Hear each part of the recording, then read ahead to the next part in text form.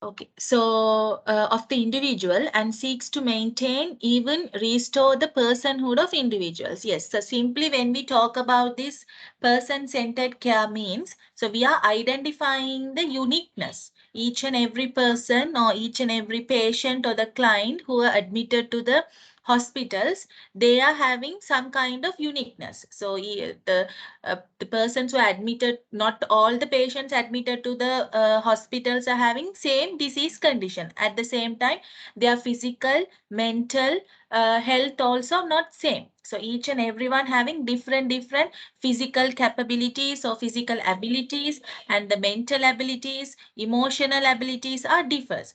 So when we are providing a care to any kind of persons, first we need to identify the uniqueness or the diverse characteristics of each and every patient.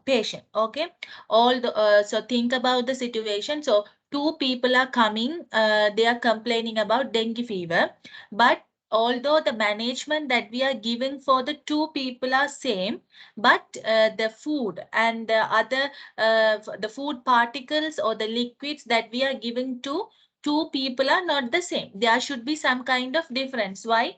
Some people are allergic to some kind of foods, or some people they can't tolerate the components of that food.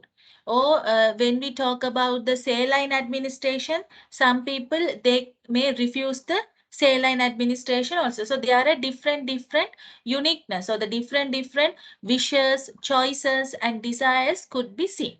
So when we are providing a care to any kind of patients, we need to first respect and identify the patient's desires and the wishes, and how what kind of treatment or the what kind of management they are accepting for their care. So first we need to identify their wishes, desires and choices, and we need to respect them. We can't demotivate or we can't degrade their choices. Okay, and if the choice of care of a particular individual is not good for their health, and also it's our duty to explain the both the benefits and side effects of each and every treatment, and each and every management, what it could cause to each and every patient health as well. Then only we can provide a broader knowledge to the patient as well, or to the client, in order to make a positive outcome. So this is what we are called as a person-centered care. So it is a kind of approach we are normally using in a caring manner. By creating an environment that promotes personal worth and uniqueness, social confidence, respect, truthfulness, independence, engagement, and hope. Yes, so through this person-centered care, we can create some kind of trust. So because the people who are encountering the physician or the nurses or physiotherapists, radiologists, all the healthcare professionals, they are strangers to the particular patient. So they can't develop a immediate trust or confidence among them.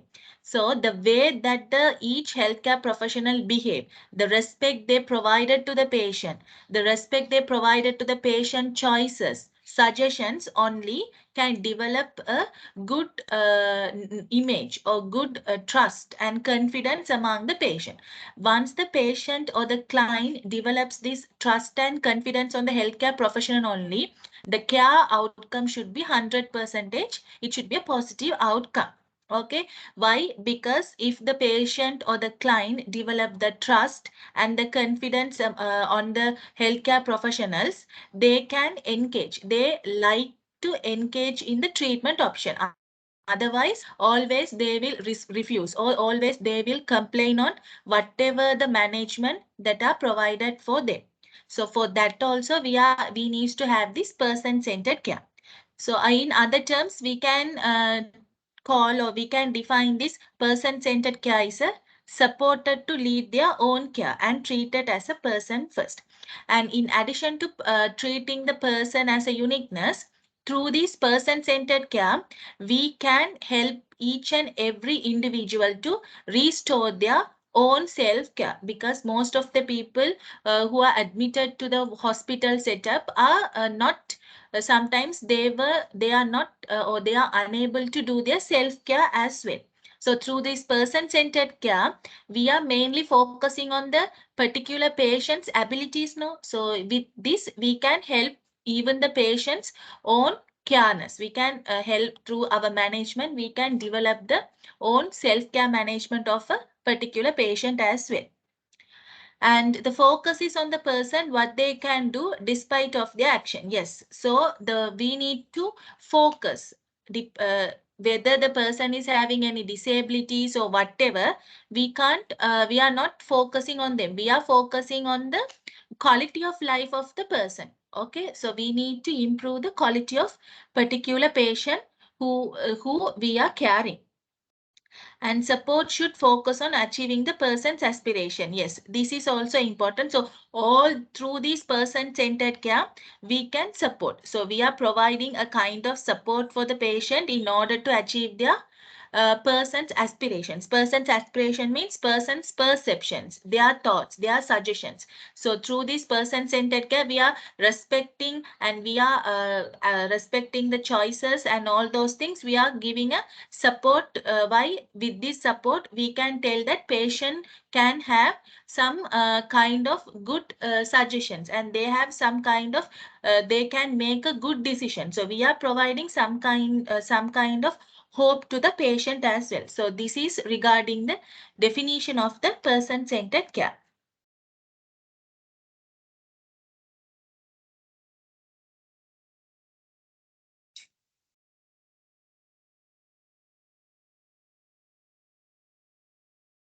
So here, so a person-centered approach means, so here also same. So this approach, it includes, supports the person at the center of the service. So whatever the service that we are providing, we are keeping the person as a center.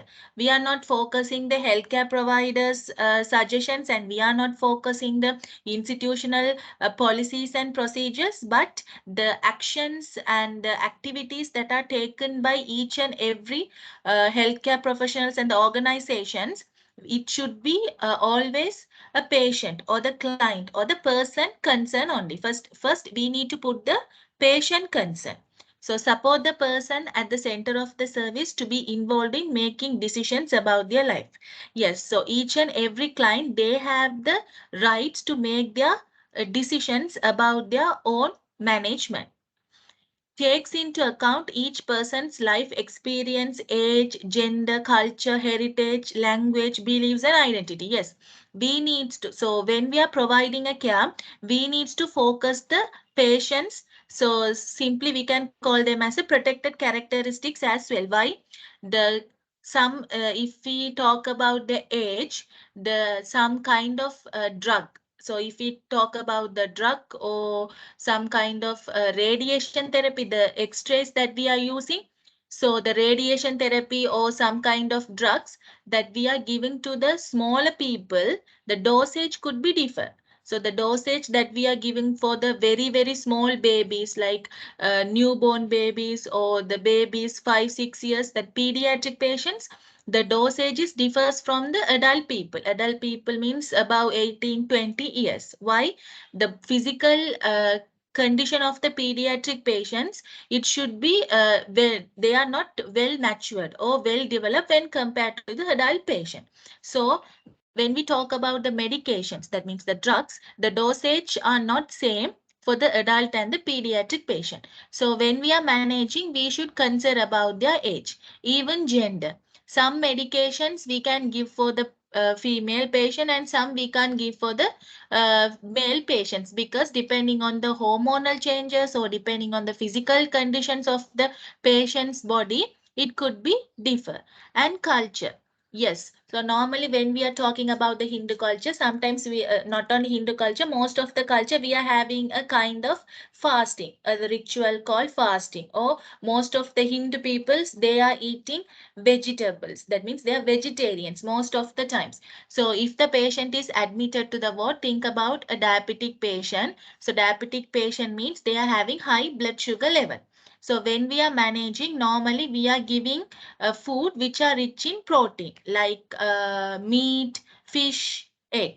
But if the patient is a pure vegetarian patient, we can't interfere with their religious activity or the cultural activities. We can't tell that you need to take these kind of foods in otherwise you will die or your disease won't resolve. Likewise, we can't tell. So first, as a healthcare professionals, we need to seek what are the other or the substitutional options available in order to provide a solution for this problem. So normally even like chickpeas, green grams and other nuts, they are also very high rich in protein. So in those kind of vegetarian people, rather than we are prescribing or we are ordering this meat non-vegetarian, we can ask that particular patient to include these kind of foods in their included these kind of chickpeas and all the nuts into their normal diet. So here we are helping the client. We are respecting the culture and the norms of the patient, as well as we are giving some alternative solution in order to promote the patient health as well. So it is also important so it is normally included in a person-centered approach. And also language, beliefs and identity. So all the things we should be taking into our consideration when we are providing a person-centered care for the any kind of individual. Request flexible services and support to suit the person wishes and priority.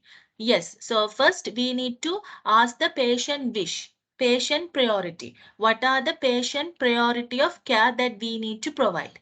Then only we can and the services that are provided for the each and every patient, it should be flexible. We can't restrict or we can't rush the patient's activities or we can't restrict the patient's emotions by the care that are provided by the healthcare professional. It should be very flexible. Strengths based, where people are acknowledged as the experts in their life with a focus on what they can do first and any help they need second. Yes, here also first we need to respect the patient. We need to acknowledge the persons that they are also having some they are very experts in experts in uh, making decisions in their life care management as well. Includes the person support network as partners. Yes, this is another important part. So when normally in a hospital setup, in a healthcare setup, prior to start the management for the particular patient, that means prior to start the treatment for any kind of patient, first along with the patient, we are asking the patient's close relatives like family members, mother, father, or the soulmates, or any other relatives or friends who are very close to them. We are including them also in the care management, because sometimes those are the people who are taking care of the patient at home setup or sometimes in the hospital setup as well. So sometimes we can need some people look after the patients in the hospital setup as well. So in order to continue that kind of management along with the patient, we need those people as well. So here those peoples we are referring as a partners.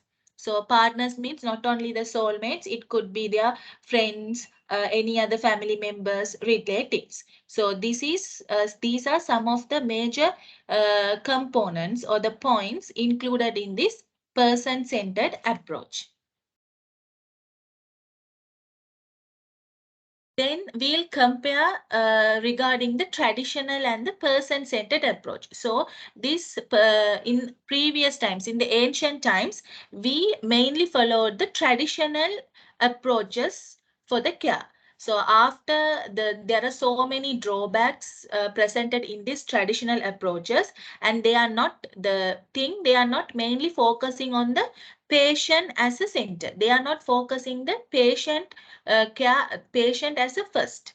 So then only this from the traditional care, then we changed into the person-centered approaches to care. So we'll see the difference between the traditional care and the person-centered care. So self-determination follows clinical stability. in the traditional care, and the person-centered care viewed as fundamental rights of all people right from the beginning. Yes, so normally in the traditional care, they were not considered the people rights. Okay, they thought that people some clinical stability they provided, or they follows the clinical features or the clinical condition, I mean the disease condition of the patient only. They were not focused the rights and the wishes and the choices of the patient. So once they were focused only the disease condition, it may causes so many other complications, secondary complications to the person as well. So from that point we have moved to the person centered care. Emphasize on compliance with clinicians instructions. Yes, so normally in the traditional care they mainly focus on the consultant or the physician instructions only. If the physician tells that this person needs to have surgery, then they followed only that surgical method. They didn't ask whether the patient like or dislike the surgery, or whether the patient body condition is okay to hold this to hold up that surgery, and after the surgery whether whether the patient have any family members to look after for a particular period of time. They didn't consult about those things, and they didn't ask about the patient and the family members preference. Only they followed the clinician's instruction, and they put the major emphasis on the clinician's instructions only. But this also can cause some kind of this is also one of the drawback in the care to the patient. So they move to the person-centered care, active participation and empowerment. Yes. So then rather than asking, putting the clinician's instruction on mainly, they also starts to focus on the they also start to engage the patients into the care of care. So they instruct the family members and the patients regarding the treatment options, and why the particular patients need to undergo for the surgery, what are the benefits of going for the surgery, and what are the complications, whether the patient can tolerate, and all those things they mainly have their emphasis on the patient. So that's why from the traditional, this is another important point why the care approach changes from traditional care to the person-centered care. The third one is disabilities, deficits, dysfunctions, and problems drive treatment. Yes, another part is they won't consider the patient emotional and the cognitive activities. That means cognitive support. They only provide the treatment for the physical problems only. Like if the patient having any disabilities, or if the patient's body having any they only focus on the physical problem only, and they provided the solution or the treatment only to that physical problems. They were not focused on the psychological, emotional, and the spiritual problems, which can also affect the problem as well. Yes, so when we are considering a patient who is admitted to hospital, each and every patient in the hospital, they are suffering lot and lot with the physical symptoms. But when we are focusing, or when we are seeing the external appearance, we can tell that they are having only the physical symptoms. But actually, rather than having that physical symptoms, they are mainly suffering from the psychological, emotional, and the spiritual symptoms only. So, for example, think about the situation. So, a person admitted to the ward and he got amputated. Amputated means due to some kind of accidents, his leg they removed. So the particular patient become amputated. So think about the situation. He is the only source of income in the family. He's the so he married, and he is having a wife and two children, and he is the one doing the main source of income. If he get amputated, then think about how he will feel. So rather than that amputation and the pain that he is having due to that surgery, apart from all those things, he will suffer a lot psychologically. Think about his family situation. Definitely he will think about how he can run his family further, and his children's future, and her soulmate's future. So all those things will affect them. So normally we are telling that person, normally we are providing medications and other treatments to cure that physical symptoms. But each and every patient admitted to the hospitals, they need emotional support as well. Emotional support that we can provide it, we can talk with them. And if possible, we can identify how can we help. So sometimes we can address these kind of peoples. There are so many welfare social cares are there. So we can instruct, they can consult with that social welfare services, or we can provide it some kind of emotional support, hope, all those things we can provide it. But in the traditional care, they were not available. In the traditional care, they provided only the physical symptoms. So they, that also can cause us, although we are providing treatment to the physical symptoms, if the psychological problems increase, they also can make the patient life in danger. So that's why we move to the person-centered care. But in the person-centered care, we identified and we support the patient's interest, abilities, and the personal choices. So we are providing some kind of support to the patients in the difficult or in a critical situation. Focus on illness. Yes. So the traditional care, it mainly focus on the illness or the disease condition. They are focusing on the disease condition and they are providing the treatment only for the disease condition. But the patient-centered care, they are mainly focusing on promoting health of the people. So health means not only the physical health. So health, normally the World Health Organization, it is defining the health as a physical, mental, social, and the spiritual. All are health. But the traditional care, they are focusing only the physical health. But the person-centered care, it is focusing on promoting the health, means all the health.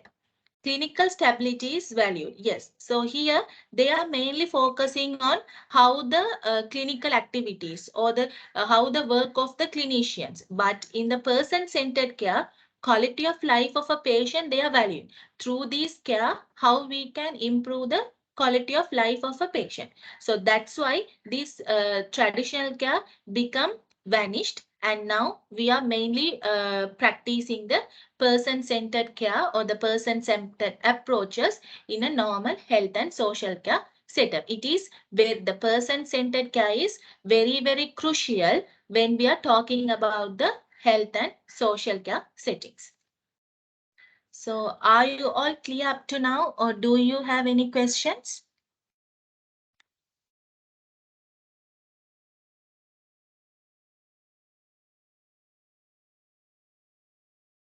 No, ma'am. Okay, so we'll move to next part, which is culture change. So what is this culture change means? It is a transformation of all the adult services. So transformation of all the adult services means in previous times, in the ancient times, the services that are available in a society, normally in the social setups, it is available for all age group of people. That means the available services are same for both the pediatric adult people as well as the elder people. But the needs and the need of care of the adult people are very much different from the normal young adult or the adulthood people. So in the culture changes, the services and the activities that are undertaken by the society, it changes peculiar to the older adult services. So it is also a kind of a person-centered values and practices. So normally this culture change also focusing or mainly formulated based on this person-centered value. So why normally this, so think about the situation, elderly people, normally they should need at least mobile healthcare screening. screening means before, so we through there are some medical procedures we are undertaken to identify some kind of disease condition. For example, if breast cancer screening or the cervical cancer screening means normally the people who are above age 35, the women who are above age 35, they can go to the women welfare health services which are available in the society, and they are doing examinations to identify whether there is any possibility of getting the breast cancer in future or not, because this breast cancer and the cervical the ovarian cancer, all those things, especially for the women, it is a genetic disorder. So if any family members having that kind of cancer, even the daughter or the granddaughter, there is a higher proper chances of getting that cancerous condition as well. But think about if the elderly people, normally the elderly people, sometimes they can't walk or they can't go to the distance hospitals and they can't stay for a longer period of time. In that situations, the social services, they can have some kind of mobile screening services. Mobile screening services means the services they can go to the people's home, the local areas, and it could be affordable as well. So those kind of changes happens in a culture. So this is a kind of cultural changes. So when compared to the ancient activities, now the actions and the services that are provided by the health and social care change very dramatically. So they changed and they are very, very helpful for this older adult as well. The voices of elders and those working with them are considered and respected. Yes. So normally under these culture changes, the needs and the wishes of the elders and also the people who are working for the elders and who are working along with the elders, their desires and the needs and wishes also identified and they are respected, and the solutions also we are giving. This deep system transformation may require changes in organizational practices, physical environments, relationships at all levels and workplace models. Yes. So these cultural changes, it should be happens. The change should be should needs to happens in all the levels of the workplace. It can be a primary, secondary, and even the tertiary. Tertiary means the largest organizations, institutions, and the teaching and the national hospitals and other small the areas. So all in all the levels, these changes needs to be happen, then only the all, because the people they are living and they request the services in all three kinds of levels: primary, secondary, and tertiary. So in order to provide a good care services, the changes should be needed in all three kinds of level. So here there is a two different kinds of culture. First one is a institution directed culture. So here you can identify how this institution directed culture means. Here they are mainly focusing on the institution only. They are not focusing on the person or the patient. They are mainly focusing on the institution. So here staff provide standardized treatments based upon medical diagnosis. Yes, they are providing only the treatment for the physical symptoms. Medical diagnosis means medical condition or the disease condition.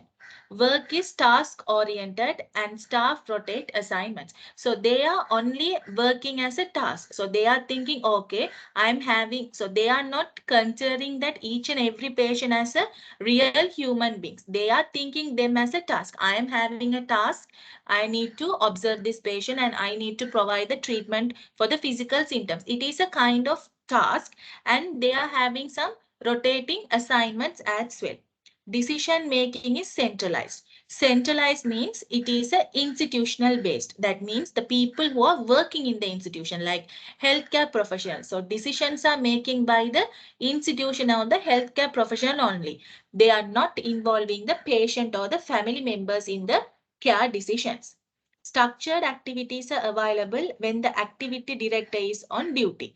Yes, so they are having a kind of structured activities only. That means, so there are two, if two nursing officers are there, so she should needs to focus on 1 to 10 bed patients, and other 11 to 20 bed patients should be observed by another patient. So that means they are structured. So she needs to observe only that patients only. If any other happens, or any other things happens to another another group of patients, she will tell that no, I assign to only these patients, I won't do. So that is a way of structured duty, but it is not the good manner. Why? Because as a healthcare professionals, we need to mainly focus on the patient's condition only. We can't tell that I am only assigned to this group of people and I can't do that duty like that. We can't tell in a health and social care setup mainly. Schedules and routines are designed by the community and staff, and elders must comply. Yes, so here, so normally if we have that, I told you that they are having mobile activities and all those things, and sometimes they in traditional institution directed culture, so they will, the staff members of that institution, they will formulated some kind of schedules and routines, and they are asking the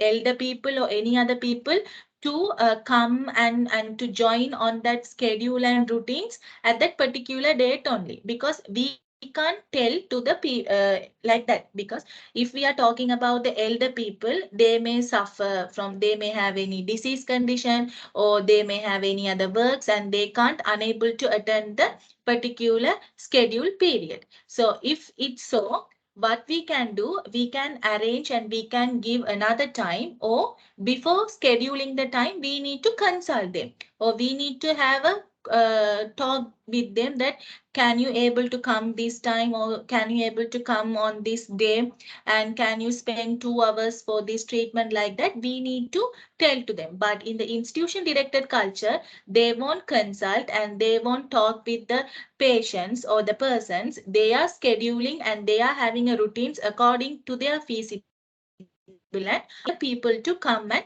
do those things. As long as staff know how to perform a task, they can perform it on any patient in the home.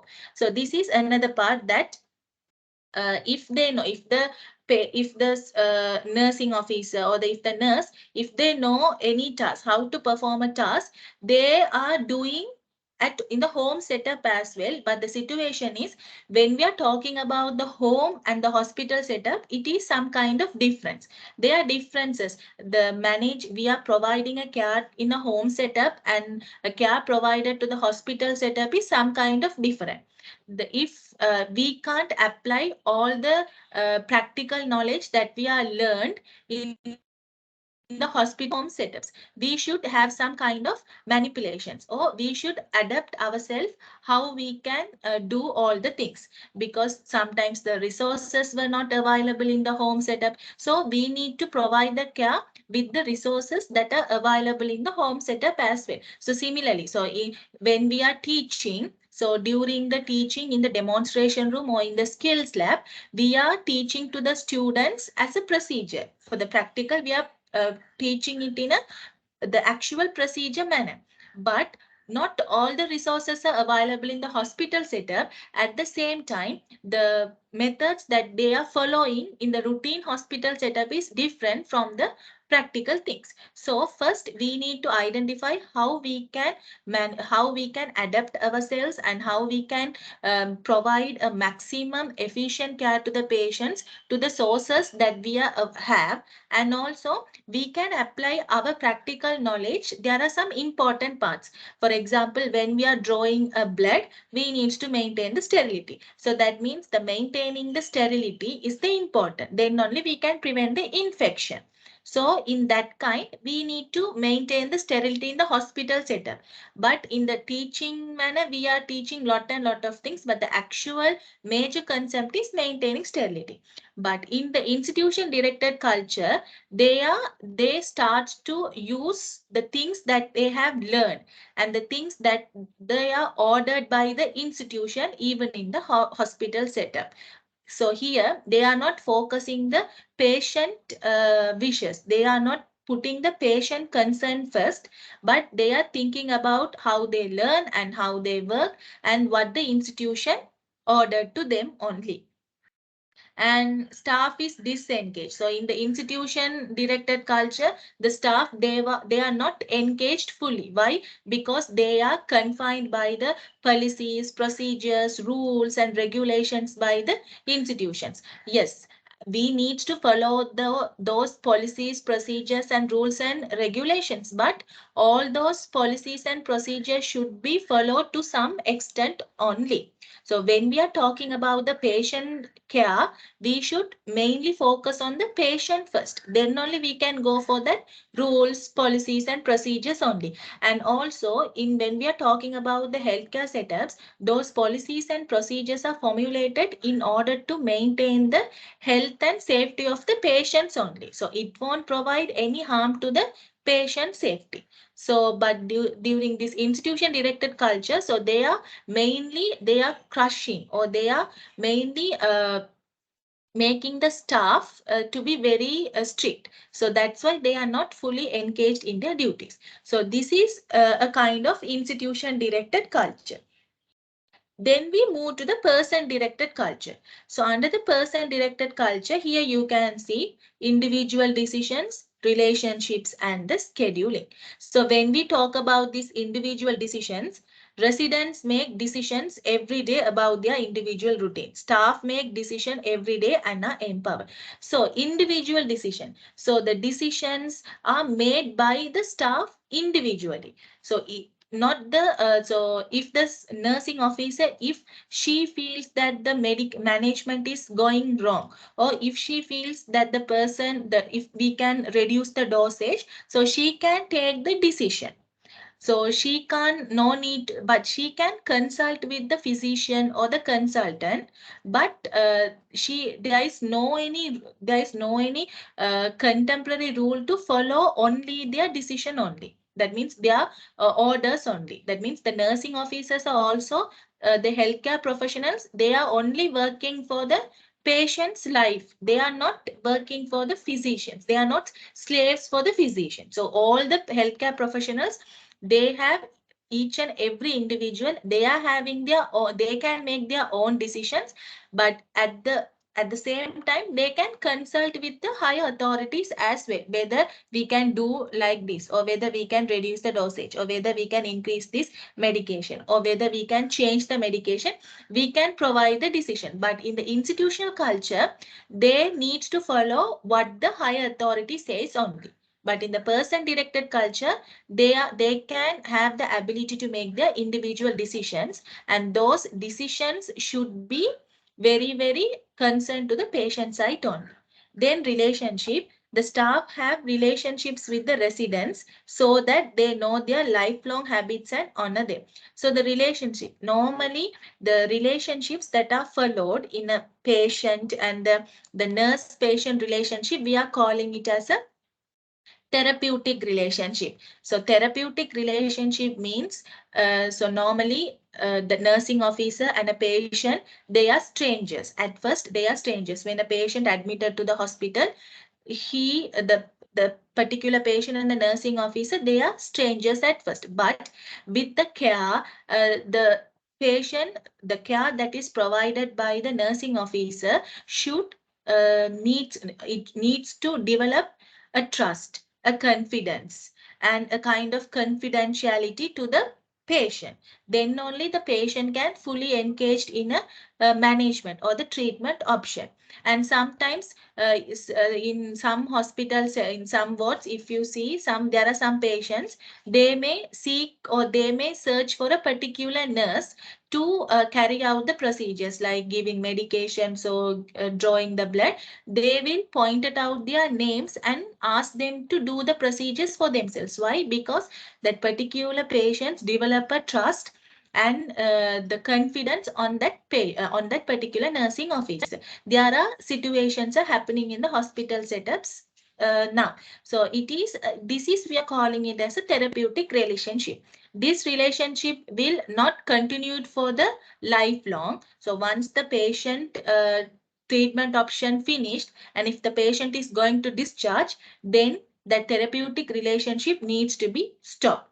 We can't take that relationship to the lifelong. So it is, we are calling it as a therapeutic relationship, only a kind, the kind of relationship that is mainly available in the health and social care sector between the healthcare providers and the patient. And this therapeutic relationship not only available between the healthcare providers and the patients, it can between the community, between the family members, and between the other social care workers. All the relationship, we are calling it as a therapeutic relationship. So the advantage of having this therapeutic relationship is, so we can engage our full self, we can engage, or we can put our full work into the as a teamwork, and we can engage in the patient's treatment option fully.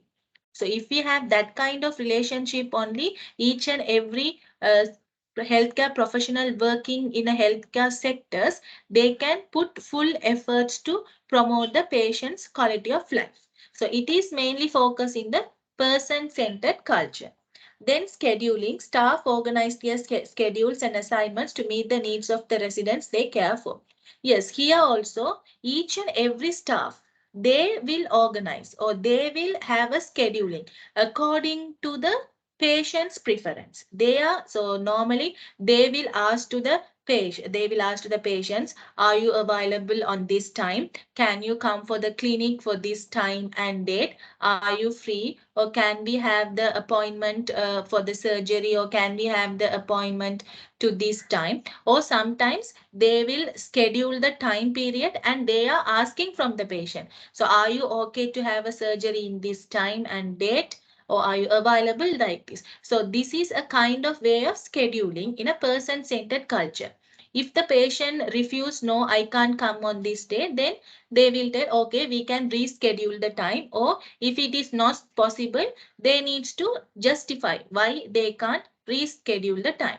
It is mainly focusing in the person-centered culture. But in the institution-centered culture, they are making all the schedules and routines, and they are forcing the people to come on that time. They are ordering to come. So this is the difference between the institutional directed culture and the person directed culture, which is readily available in this. So for normally this person directed culture providing a more positive outcome, and they improving the quality of life of the patients. That's why the care approaches, practices changes from the institution or the traditional base to the person-centered culture approach.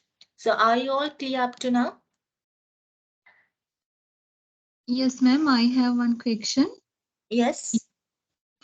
Madam, person-directed culture same the private sector in Sri Lanka? I mean health sector. Yeah. And institute-directed culture same the government health sector? No, no, not like that. Normally, both in the private and the pub, in when we are talking about the Sri Lanka, so there are both are present. Institution, some institutional activities also there, at the same time person center directed culture also there, but both in the government and the private sector as well. But when we are talking about the private sector, they are most prominently person directed culture only. Why? Because they are claiming, no, so the patient, they can claim what if there is any problem happens to them. Why? Because they are paying. The paying is the reason for that major person centered culture.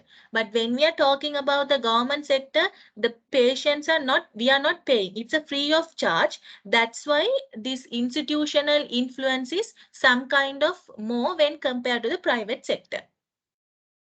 Okay, thank you, But ma'am. we can't tell that completely the public sector having the institutional part, because they are also having, they are also caring for the patient safety, and they are also concerning the patients. But in some situations, they are neglecting the patient's opinions and the suggestions. They are trying to put their decisions on forward. They are some, by some manner, they are convince the patients to be complied to their decisions and ideas. But in the private sector, we can't do it completely. Why? The patients are paying, so they have the rights to, they have the rights to claim. Because of that paying manner only, they are mainly, they have large amount of that person-centered culture. Any other questions?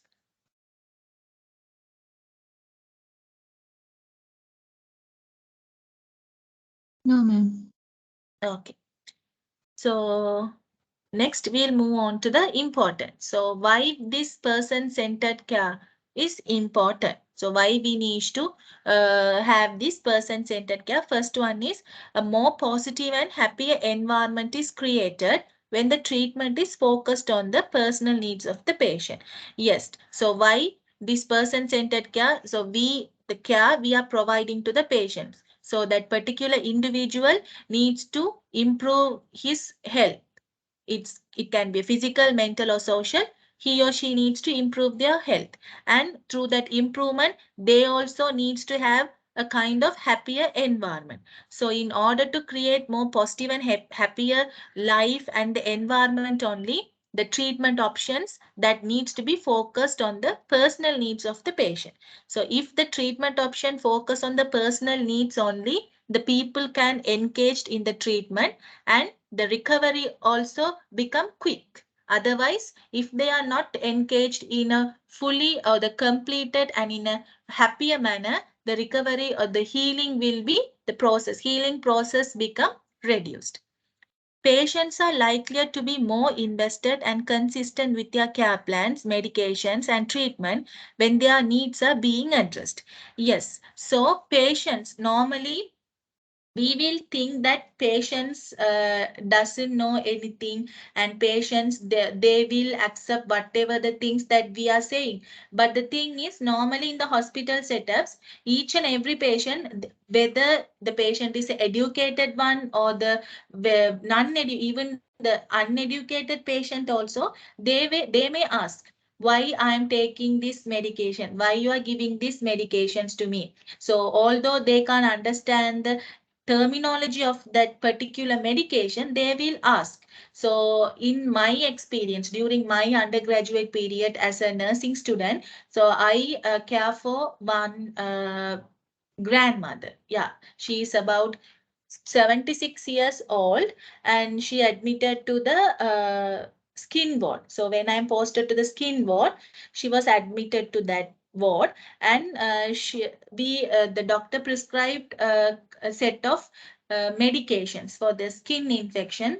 They set of medication, and normally they prescribed a drug called famotidine, because she had the, due to that medication, that dosage, it may cause some gastritis. So normally we are administering that antacids. We are calling them as antacids for resolving this gastritis. So the doctor prescribed that new medication for her. Previously they prescribed another kind of gastritis medication called omeprazole, but when compared to the omeprazole, this famotidine is little bit efficacy. So they prescribed that medication newly. So and also after the ward round, so the doctor asked me to provide that medication in the lunch, after the lunch. So when I am providing the medications, then she is about 76 years old, and she is not a nursing officer, and she is not that much graduated also.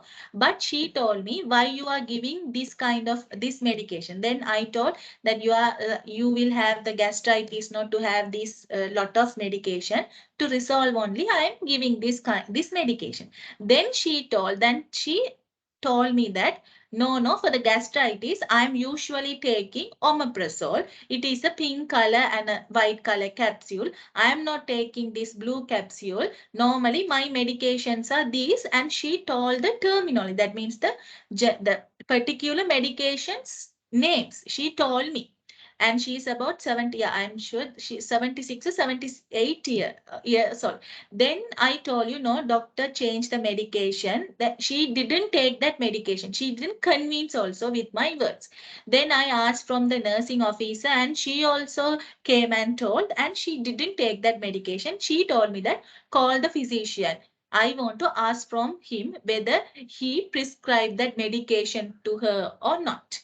So normally, so that is the situation. And At that day I was really shocked because she memorized that medication. She knows the even the names of that medication. And then we asked the consultant, and she came, and she told that yes, I changed the dosage and I changed the medication you can take. So we are starting this medication from today onwards for this only. Then only she took that medication. So we are, as a healthcare professionals, we are thinking and we are reluctantly carrying the patients, that patients doesn't know anything, whatever we are giving, but we can't be that much reluctant. Why? Because patient also, they are asking, even the uneducated people, they will ask, what is this green medication, or why I'm taking this white color file? Those things they are asking. They are curious because they are also like us.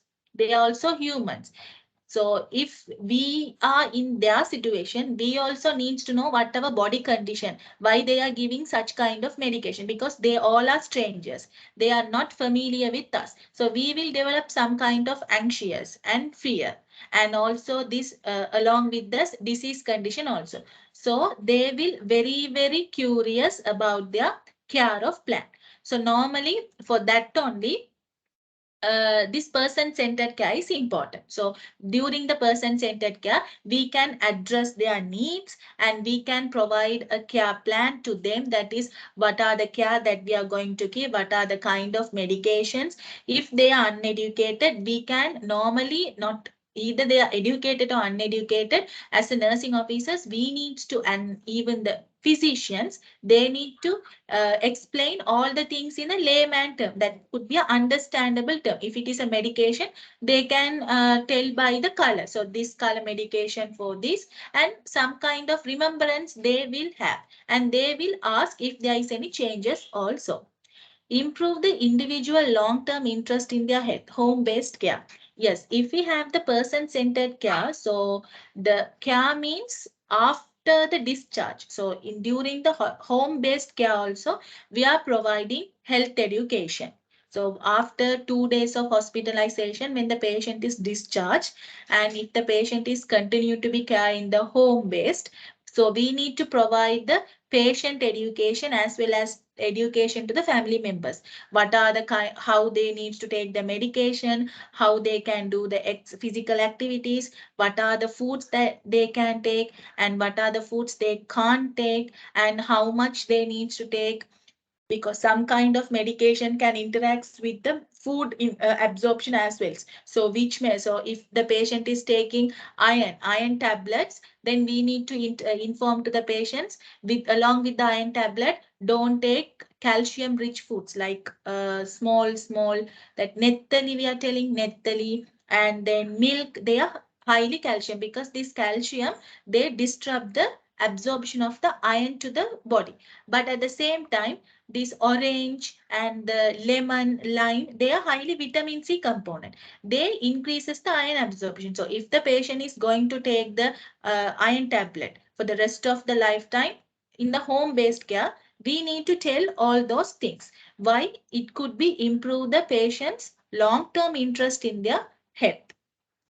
Speed up the recovery when the care providing. Yes. So if the care is a person-centered care, so in the person-centered care, we are identifying the patient needs and we are treating and we are fulfilling that particular need. So if we are identifying the specific things and we are providing the care, definitely it will speed up the healing or the recovery of the particular patient.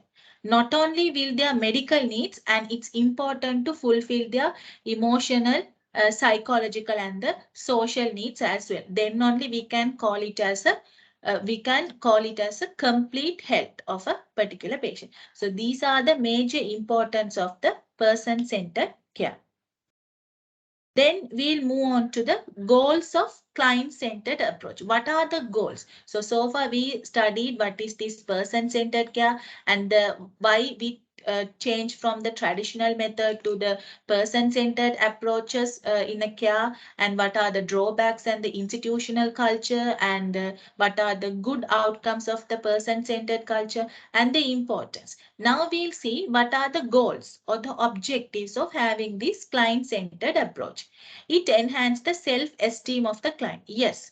So with this client-centered approach, we can enhance the self-esteem.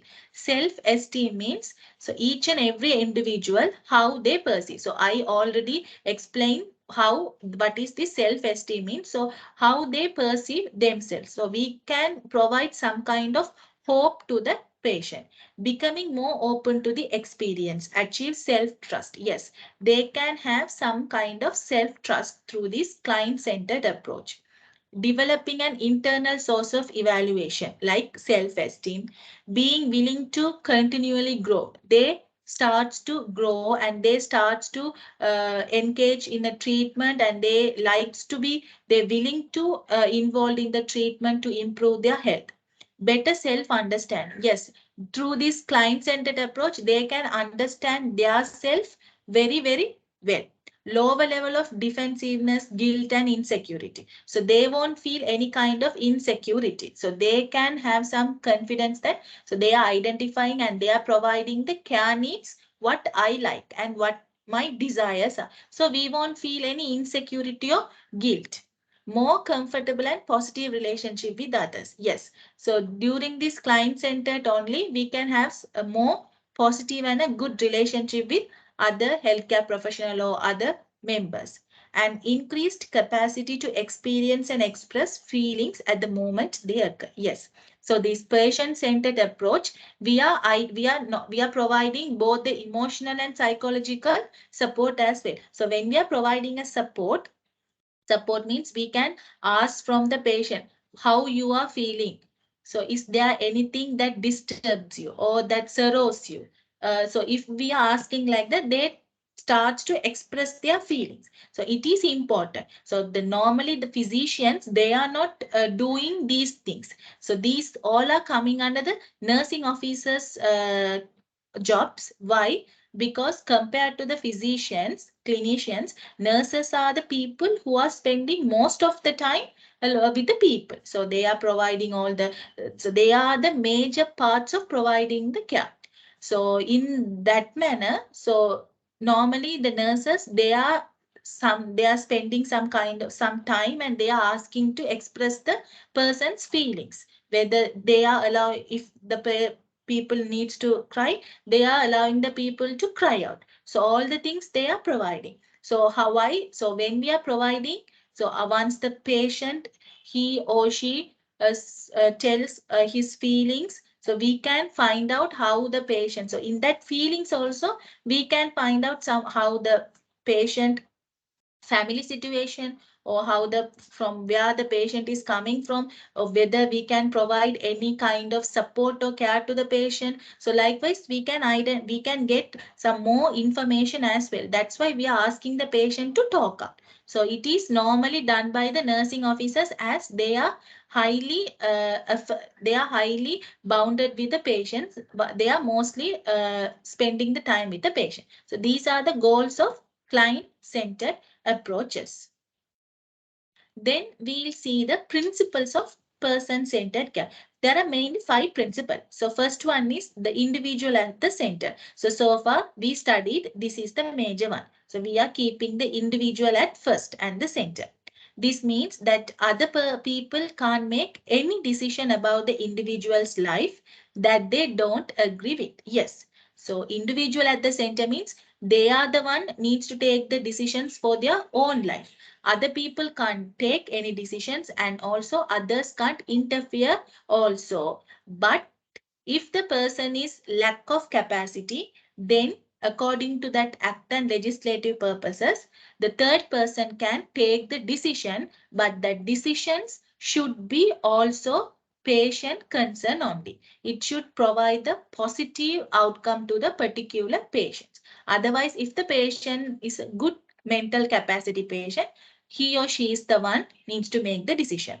Some ways of making sure this happens are the individual choose who is involved and who to invite to the meeting. So meeting means normally in the caring options. So when the healthcare professionals are making a care plan or the care meetings with the person, so that particular patient, she or he has the rights to make the decisions who can involve to the meeting along with them, either the mother or the father or the wife or a husband or brothers or family members or other family members or their friends. So he is the one or she is the one having that right. The individual is asked what they want. So they have the rights to ask what they actually needs. So what are the needs that they want now? The individual chooses where and when meeting ahead. Yes, so they also having the rights to choose the venue and the time of that particular. So normally that's already told you that scheduling. So now the healthcare professional, they schedule and they are informing and they are confirming. By asking, they are confirming whether they can or not. So the patients, they have the rights to choose whether they can come that time or not. So this is first principle. Individual is at the center. Second one, family members and friends are key partners in planning. Yes, normally when we are planning, we are having the family members like mother, father, and the friends. So if the sometimes the person may have no any father mother, or sometimes the patient may be very having a trust in the friends, so they can ask. So in that situation, so this method of care approaches support the people to be a part of the community, family, friends, and other important people and individuals' lives, and their views can help people to develop their care plan as well. Yes, sometimes the family members or the friends, they also can provide some suggestions, ideas to the patient in order to provide a positive outcome or improve the health. So for that only, we are including the family and other people in the care planning, and that also chosen by the patient only. They have the rights to choose them.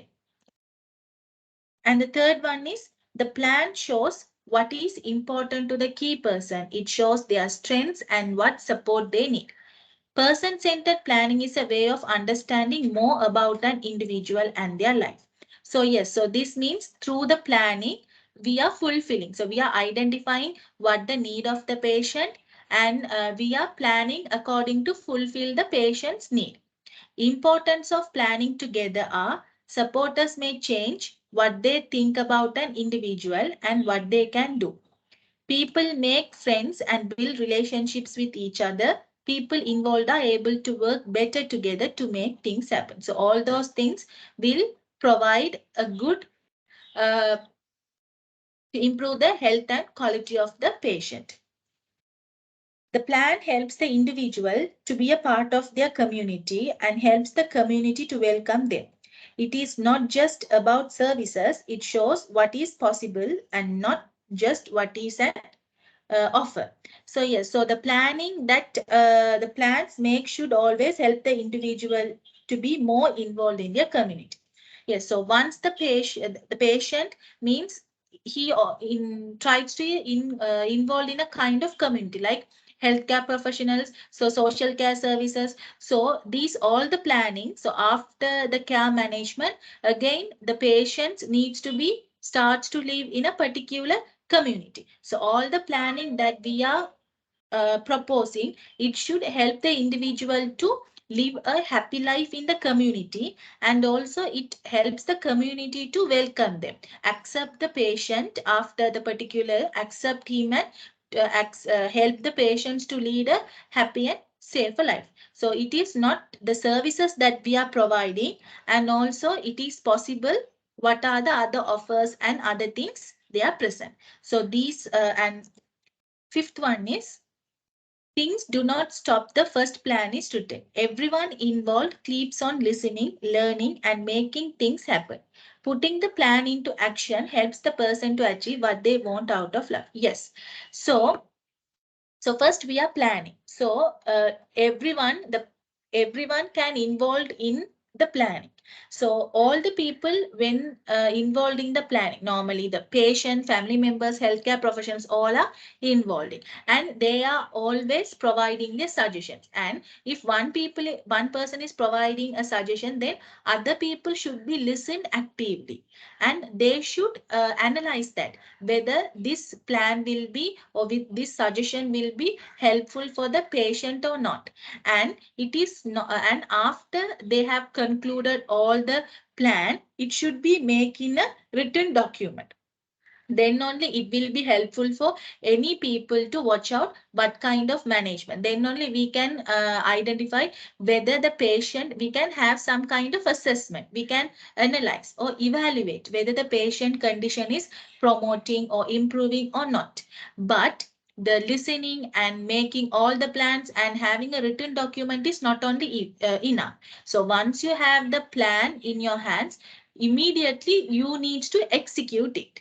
Okay, then only the person can starts to the we can't put the care needs lately. Once we find out the solution to a particular problem, or once we identify the proper treatment, we should immediately start, we should immediately execute it.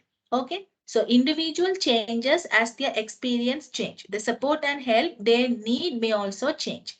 Everyone needs to work together in order to make changes happen in the individual life, in their community, in organization and services as well. So these are the major 5 principles that are mainly focused on, or this person-centered care is acting through these major 5 principles. So are you all clear up to now?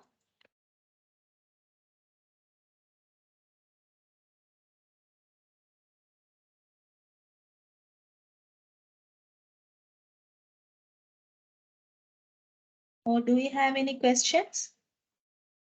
No, ma'am, it's clear for us. Okay, then we'll see the values. So person-centered values in practice means, so there are some values that we need to make them practice in our day-to-day health and social care setup in order to promote the patient-centered care. So there are set of values are there. So among that values, first one is individuality. It is common. So far we studied that one. Individual is at the center, person is main concern. So that is individuality.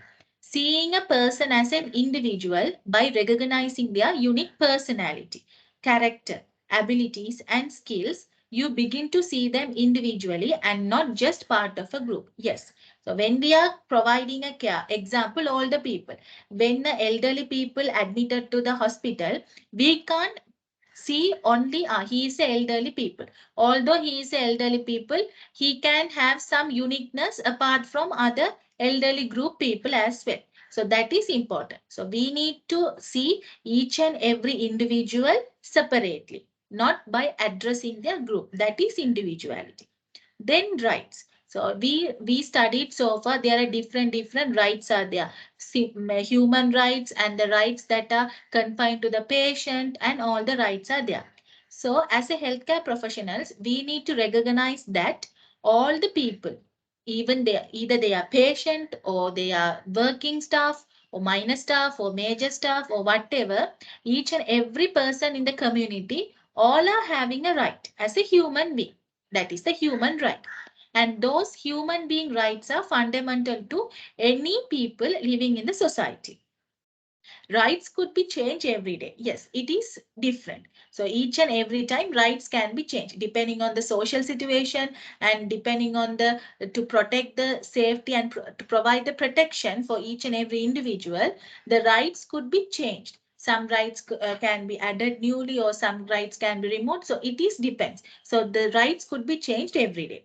Examples, legal and civil rights helps to stop discrimination and promotes equality. So these legal and civil rights and political rights all we studied under the human rights. So why we need to respect these rights? Because the patients are also as a human beings. So as ours like us, they are also they are also having the rights to have those kind of rights. So we can stop the discrimination and we can promote the equality.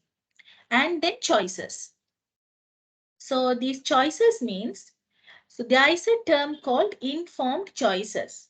So we'll see what is this informed choices means. If individuals are provided with more information about choices available and the implications of those choices, we can ensure they are making informed choices that is right for them. Yes, so this is normally we are practicing in the health and social care setups. As I already told you, once the patient admitted to the ward, prior to start the treatment, we are talking, or we are having a talk with the patient along with the other family or the friends who she or he likes. We are informing all the treatment options. So not on the each and every person will have different treatment options are there. It can be a conservative management or surgery or radiation or drug. So there are different options are there. So if we diagnose a patient with one disease condition, then we are telling the available possible options to patients. And not only the options, we are telling how we are going to do, and what are the outcomes in the patients, both the benefits and the side effects, and how the patients can improve the quality of life, what they needs to do, how they needs to modify their lifestyles. All those things we are telling to the patients. So why we are telling those things? Then after hearing all those things, patient talk with their family members, and they can come to one conclusion. So this is, we can call it as informed choices. Rather than we are having or we are making a decision, we are telling all the possibilities to the patient and asking the patients to take the right choice for them. So this is the informed choices. And as a healthcare professionals, we need to respect the patient choice. Why? Patients have the rights to make their own choices. Next one, privacy. Yes. So we need to provide privacy. So privacy means we need to provide respect and dignity to the patient. It is basic for every patient or everyone, even for the healthcare professionals as well as the patient. Independence. One of the major way of being independent as possible is being allowed to take acceptable risk. It is nearly impossible for an individual to develop new skills or indeed keep old ones without taking risk, making mistakes and try again. Yes, independence. So it could be also normally comes under the patient center for the patient as well as the healthcare professional as well. So independence means if the patient become bedridden, or if the patient after the seizure, normally we are asking the mothers to walk. So it is also kind of risk. Why? Because seizure, after the seizure, the mother, they are feeling very pain, but apart from pain, we are asking the mother to walk after 2 or 3 hours. We are asking the mother to walk. Why? We are providing some independence. So the mother needs to do all the work independently. If we are not supposed to allow the mother to walk, then they become bedridden, and that bedridden also starts to cause other secondary complication also. To prevent this all the complications, to promote the uh, health of the mother, we are asked the mother to take these kind of risk. Dignity. Dignity is a mark of our self-worth. So it is the worthness of each and everyone self. The way we talk to or about each other and our use of language can show how much respect we give each other. Yes. So the communication. So in the health and social care sector, not only in the health and social care, in the normal routine life also, communication is must. It is a major, uh, it is a major vital part in normally in our day-to-day life. So when we are talking about the healthcare and social setup, it is very one of the crucial thing. Yes, communication. The communication between the healthcare professionals and the patient, and between the healthcare professionals with the healthcare professionals and other social care workers, other agencies, other authorities. So the way that we are communicating, the way that we are using the words. So at the end of these slides, you can see there are some videos. I have put it up for your reference. The last two videos, you can see the way of communication. So breaking bad news means normally in the healthcare setups, we are we can't tell directly to any bad things to the patient. For think about a situation to this 20 years boy, we can't go and directly tell that you are having a cancer. It is not the way of telling that one. So there is a way. So now we are calling it as a spikes protocol. It is a universal standard protocol we are using in order to deliver the bad news to the patient or to the family members. It is we are calling breaking bad. And the way of communicating, the nursing officer or the clinicians, how they are communicating, both the verbal and the non-verbal communication as well. The way that they are sitting, standing, gestures, how they are. So all these things giving some kind of information like how they are respecting, how they are respecting other people, other patients. So that is we are calling it as dignity. Respect, yes, we all have right to be treated with respect, which reinforces our feelings of self-worth and self-esteem. Although they are patient, we can't mistreat them. We need to provide respect to them. So partnership, working together with individual, other people, health professionals towards the common goal of fulfilling the individual's need, wishes and desires.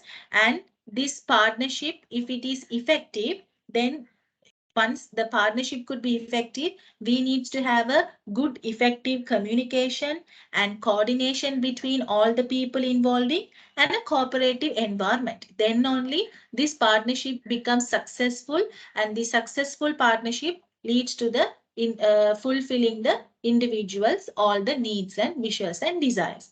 So these are the major values that we are needs to practice in a health and social care setting for the good person-centered care. Then here there are the 6C script. So the 6C script means there are 6Cs we need to focus. It is also a kind of qualities and values that the people working in the health and social care sectors needs to be demonstrated. That means they also needs to be practiced in order to have a or in order to deliver a proper and effective care and treatment. They are care. Care means we should provide a good care to the patient. It should be a very good care, a patient-centered care we need to give. Compassion. Compassion means empathy. So we need to have each and every healthcare professionals, we need to have some kind of empathy, kindness to the patient. See, there are two terms, sympathy and empathy. Sympathy means we are feeling sorry for the patient's life, but empathy means we are providing a kindness. So through that empathy, we can provide a hope. So normally, as a healthcare professionals, we should be empathetic. Rather than sympathy, we should be empathetic. Okay. So the third one is competence. Competence, it is for the healthcare workers. How they are the knowledge they are having. Whether the healthcare professionals are updated with the knowledge with the changes happens in the medical field, and how they are skillful, how they are working, how they are managing the time, how they are managing the energy, how they are managing the patients, and how they are managing the emergency situations. So all these things comes under the competence. Communication, yes, again, the way both the verbal and the non-verbal communication. So under the courage, so courage means it is vital for each and every professional. So we need to have some kind of courage in making decisions. So in a critical situations, how we can solve that problem in a problem solving method. We need to be very courageful in making any decisions. Okay, so that is courage and commitment. Commitment means so the things that we have committed to. So normally, if it a person-centered care, we are committed to provide a good care for the patients. So these are the major 6 Cs. It is so these 6 Cs mainly focusing for the healthcare providers, healthcare professionals. So these are the qualities or the values that each and every healthcare professionals should possess in order to deliver a good and effective care to the patients. And here, yes, so the language of person-centered care. So the language, the communication, it's must in a patient-centered care. Then we'll see how we can give this compassion care to the client. First one is practice good manners. So we need to practice good, the behavior. Our behavior, it should be very, very good. The way that the words that we are using, the kind, we need to use some kind of kind words.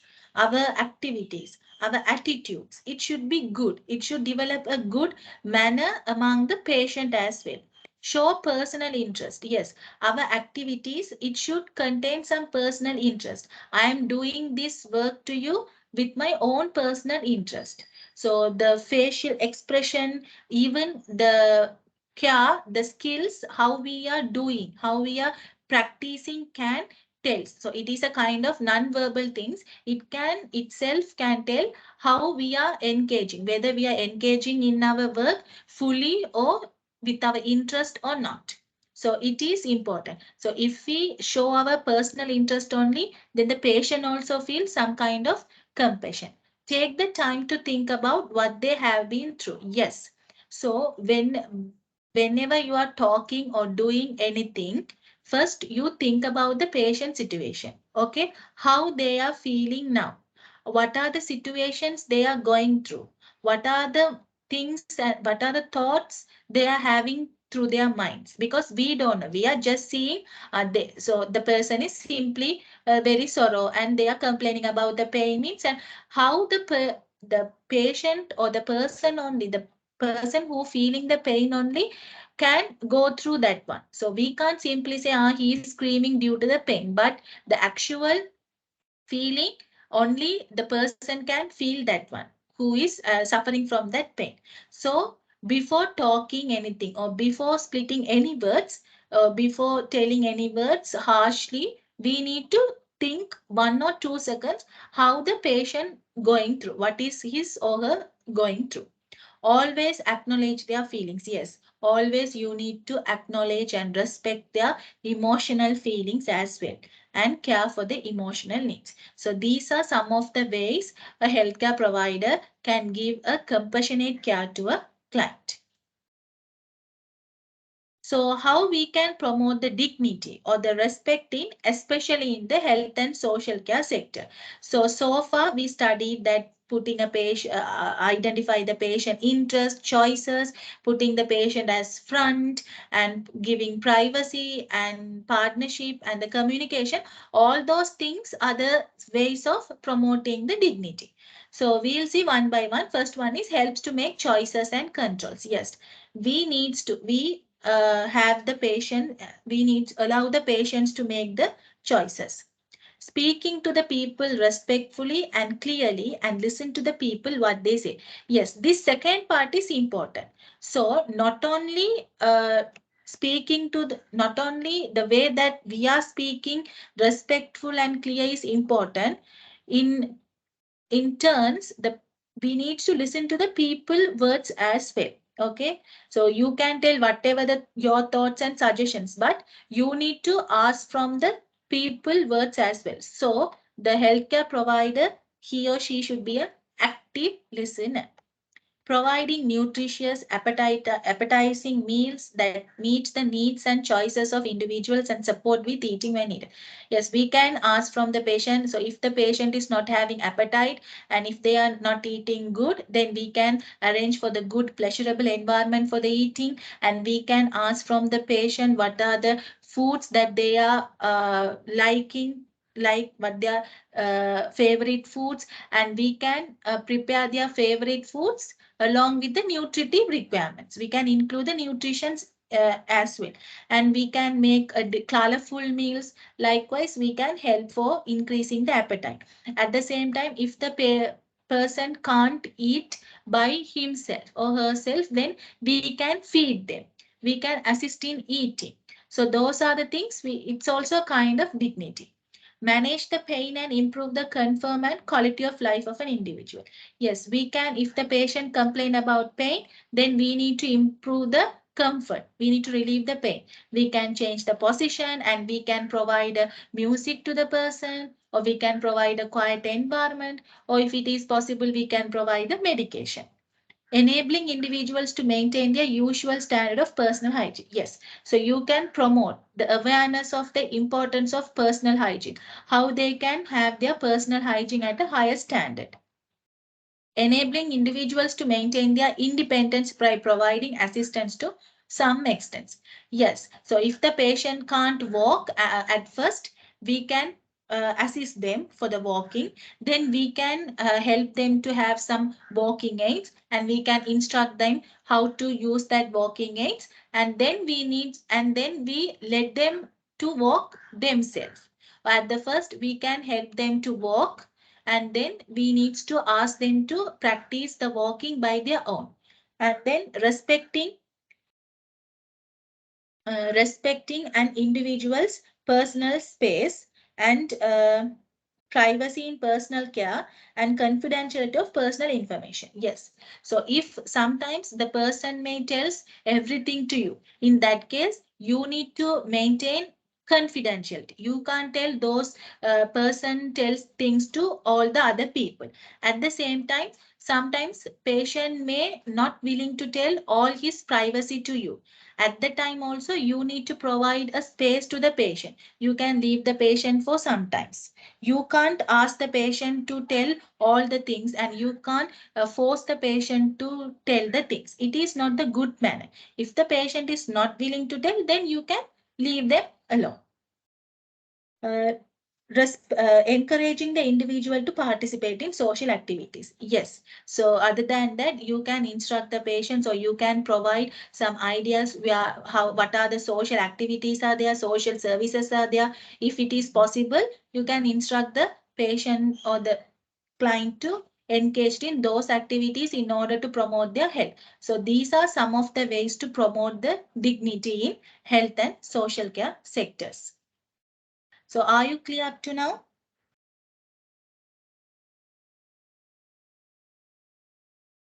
Or do you have any doubts? No, ma'am. So, okay. So it is also again same. So understand working in a person-centered way. So describe the importance of finding the history, preferences, wishes, and needs of an individual. So history means normally for the doctors as well as the nurses, once you go to the hospital, the doctors, they will ask questions. Why you came? So if you tell I am having fever, then how long you have fever? What about your family situation? Who accompany you? Likewise, they will ask a set of questions. That is, we are calling it as history taking or the history. So we are identifying person's history, which will be very, very useful for the care management. Explain why the changing needs of an individual must be reflected in the care and no support plan. Explain the importance of supporting to plan for their future well-being and fulfillment, including end-of-life care. So all those things, understand working in a person-centered way. So the healthcare professional needs to understand these things, why they needs to work in a person-centered way. So all these things are all also same that we studied so far. Then we'll see client-centered procedure. So how you are going to talk, or how you are going to have a conversation with the client or the patient. So first you listen carefully to the client. You need to listen to the words and the phrases, the stories that the patient telling to you. So you need to be an active listener. It could be a physician or any social service actives or the nursing officer, whoever, you need to be a very active listener. Response to the client using the skills of reflection of feeling, paraphrasing and summarizing. Yes, you need to provide the therapist. So normally we are calling the therapist or the people who are listening. You need to provide some response. It can be either summarization or the feeling. You can, if the person is telling all the stories and if you stay like a dummy, there is no any point of listening to them. And when you are asking and when you are summarizing or when you are providing the response only, the patient also starts to tell more and more.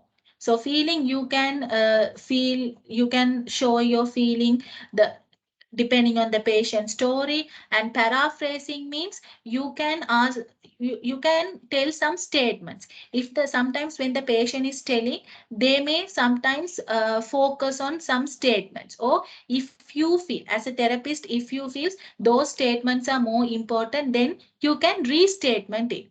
You as a therapist, you can again tell the statement provided by the patient. That is we are calling as paraphrasing or restatement. Or once the patient tells everything, then you can summarize. That means what are the patient tells up to you, you can summarize it and you can ask, is it right? So these are things you are telling. So these are kind of response. Then only patient may tells further. Encourage the client to open up his or her feeling freely. Yes. So the way that you are communicating, the way that you are starting the conversation, and the way that you are providing the response, all these will affect the patient to express his feeling freely. If you start the conversations without any interest, or if you are not listening to the patient actively, then they won't express the feelings well. So the way that your attitude and your body language, your behavior, all will encourage the patient to have the good feeling. Attend to clients' nonverbal as well as verbal behaviors, being as genuine, real, and caring as possible in the relationship. Yes. So when you are starting a conversation, you need to focus not only the verbal communication as well as their nonverbal communication. So in which situation they are trying to, sometimes they won't make any eye contact when they are telling some things, and their body language, how they are having their body language, and how their eye contact is, and how they are having. So there are a lot of non-verbal gestures are there, and you need to be focused all those things as well. Summarize what the client has said, including a checkout. Yes, you need to summarize, and you can ask whether they are correct or not. So this is a way of having a good conversations with a client. As a therapist, you can have. So these are the things you need to be include when you are having a conversation with the client. So these are some of the therapy techniques. So when you are having a conversation, like counseling or like in those situations, you can use these techniques. Understanding, responding, and the listening is important. And the other one is accepting. Yes, but the accepting is two ways. That means, so you can accept. Normally, you can't accept whatever the patient telling. If you feel the information provided by the patient is wrong, at that situation, you can refuse that. You no need to accept that statement, but you cannot refuse that statement directly. You can't say that. So that means you can't go for the arguing. So it is not like this. So I have the evidence. I can provide the evidence. You can't argue with me. So those harsh words you can't use. So, but without that, you can do like this. So, are you sure? So, are you have any? So that means you can ask from the patient without telling that I am having evidence. You can ask from the patient, are you sure? Is that happened like this? Do you have any evidence? So, how can you confirm that? Okay, so these are the manners. So with the patient's response, you can refuse that one. So normally, but other than that, if you are not having any valuable reason to refuse that, you need to accept the things that are verbalized by the patient. So accepting is this different, and you need to respect the patient, all the patient as a whole. So these are some of the techniques that you can use in order to that you can be used during the therapy. So here, relationship between therapist and a client. A person-centered therapy, he is or she is a facilitator. It is not a technique oriented. Yes, it is not we are having a technique. It is also patient oriented. The therapeutic relationship is the primary agent of growth in the client. Yes. So I already told you what is this therapeutic relationship means. So with this relationship only, we can have a good outcome in the client. Therapist presence. Completely yes. So the way that you are showing your engagement will also affect the patient engagement also. As a therapist, you need to completely engage. You need to listen.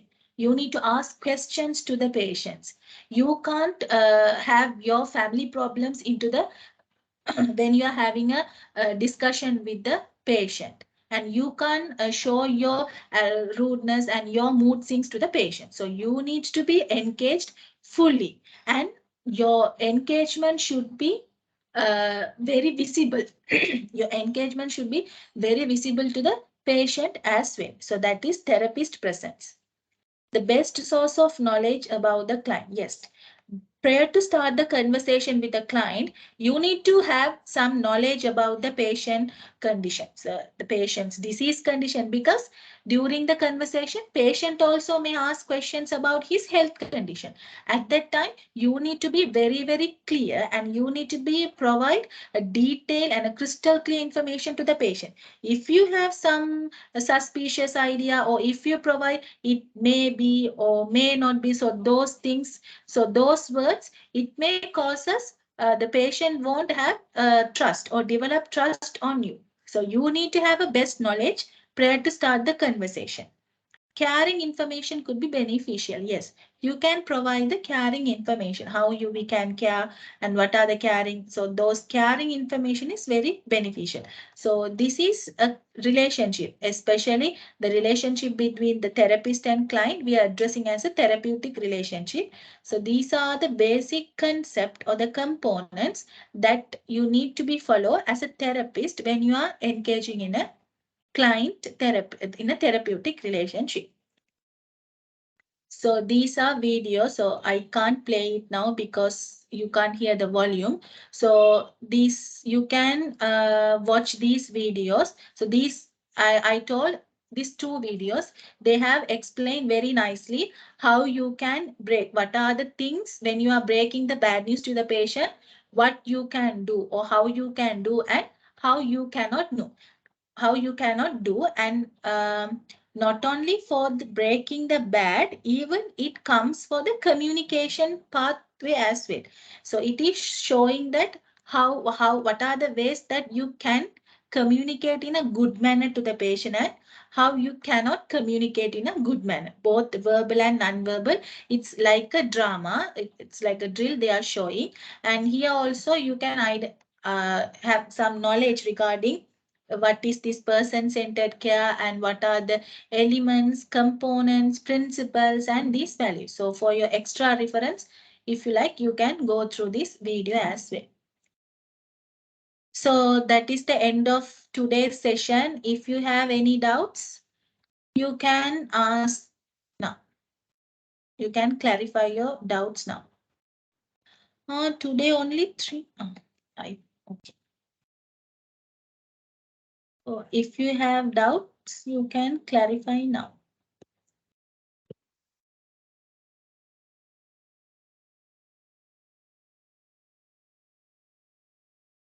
I am not, madam. Yes. All are clear, madam. Okay, so I hope others you also clear, and if you have any doubts in the next class also you can ask. As you there is no any doubts, so shall we wind up the session?